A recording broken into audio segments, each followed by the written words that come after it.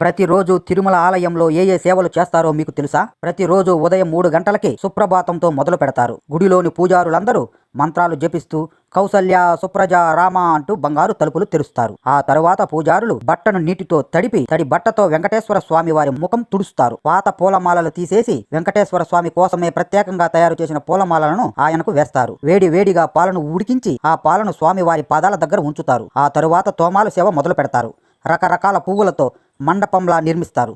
ఆ తర్వాత 5 గంటలకి కొలువు సేవ మొదలు పెడతారు. ఒక్క పూజారి పుస్తకాన్ని తెచ్చి వెంకటేశ్వర స్వామి ముందు కూర్చుని నిన్న ఆలయానికి భక్తులు ఎంత ధనాన్ని ఇచ్చారు, అయిన ఖర్చు ఎంత, అలాగే కుబేరునికి ఎంత వడ్డీ కట్టారు, ఇవన్నీ స్వామివారికి చెప్పి ఆ రోజు తేదీ కూడా వెంకటేశ్వర స్వామికి చెబుతారు. ఇవన్నీ వెంకటేశ్వర స్వామి వింటూ లెక్కలన్నీ వెంకటేశ్వర స్వామి రాసుకుంటారు అని పూజారులు భావిస్తారు. ఆ తరువాత ఉదయం 7 గంటలకి భోజనాలు స్వామికి పెడతారు. అచ్చమైన తెలుగు వంటకాలైన పొంగలి, పులిహోర, పెరుగన్నం, వడ, అలాగే లడ్డూలు అర్పిస్తారు.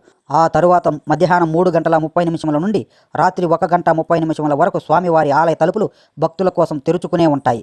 వందలు కాదు, వేలు కాదు, లక్షల మంది భక్తులు వెంకటేశ్వర స్వామిని దర్శించుకోవడానికి ఉత్సాహంతో భక్తులు వస్తూనే ఉంటారు.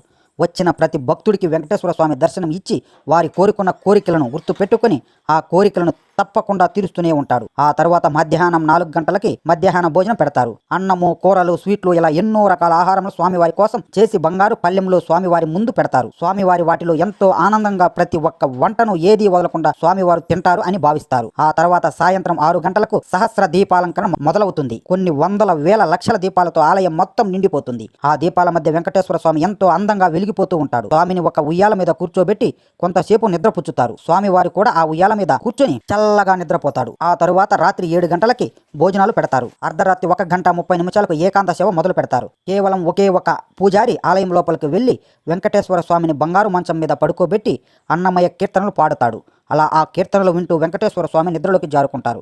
కానీ కేవలం ఒకే ఒక గడియ మాత్రమే నిద్రపోతాడు. వెంకటేశ్వర స్వామి వారు మళ్ళీ వేకువజామున 3 గంటలకు స్వామి వారిని నిద్రలేపి సేవలు మళ్ళీ మొదలు పెడతారు.